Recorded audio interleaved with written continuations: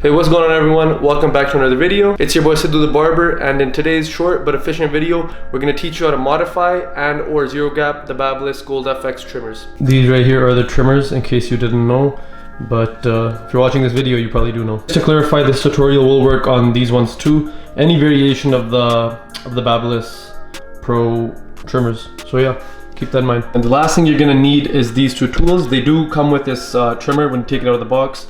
This will be in this. I struck my part. So these two things plus this will equal a great hitting trimmer. So really quickly, before we begin the actual process of zero gapping and modifying our clippers, I thought I'd let the people that don't know what that means, zero gapping or modifying your clippers, what it means or what it actually does. Thought I'd break it down really quick. Pretty much zero gapping references when the stationary blade and the still blade have like very zero to little gap, hence the term zero gap. Let me show you guys. So really quickly, if you look at my trimmer, I don't know if the camera's gonna pick it up, but there's a black blade and there's a gold blade. So the point of when there's zero to little gap right here, that's what zero gap means.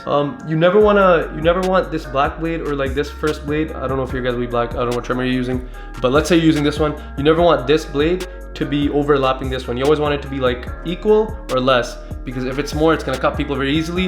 If it's less, then there's no point. So you wanna get, again, as close to zero gap as possible. All right, now that I told you the actual definition or term and showed you what it looks like, the point of doing it is so then you don't have to apply as much pressure when you're looking for crispy lineups or balding out. It just makes the trimmer, in my opinion, 100 times stronger, and it's already really strong coming out of the box, but I think zero gapping it is a must, especially if you know you're doing fades and nice lineups and you want to work more efficiently. You have to do this. Well, you don't have to, but I highly recommend and suggest you do. And to all my heavy-handed barbers that think, oh man, I'm too heavy-handed, I'll be chopping too many people up, trust me, you adapt. I used to be a pretty heavy-handed barber in my opinion, but since I, started zero gapping my stuff and like tapping lines, makes it way easier, man. You don't need to go like as tough. You just let the weight and the power of the trimmer do the work, and you just like light taps, man. It's just amazing. Anyways, try it. If this tutorial helps anyone out, leave a like, leave a comment, share with a friend, subscribe, and yeah, let's do it. All right, so I tried to get at a good angle so I can show you guys and we can do it properly. So pretty much you're gonna start with a screwdriver, you're gonna have the zero gap tool, and you're gonna have your trimmer. The nice thing about these trimmers in specific is you don't need to like remove it all the way. You can loosen it and sort of do it, but before you start loosening it, you're gonna wanna attach this to the back of the blade over here. This will help with stability, and later when we actually start moving the blade around, it'll help a lot. All right, so these two screws here, 1 and 2, you want to use your screwdriver and loosen them a little bit. Again, don't remove them all the way, it's not needed, so just do this.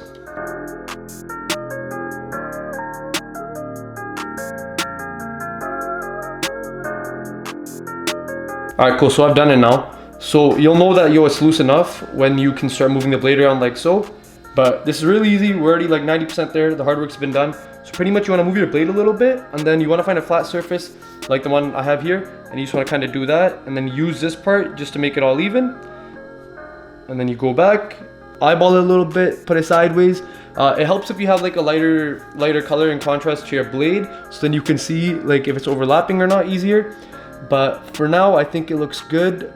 And then you can also do this test right here to see if it hurts. It doesn't hurt, but we're gonna run a couple more tests too, but really quickly, you wanna tighten this up.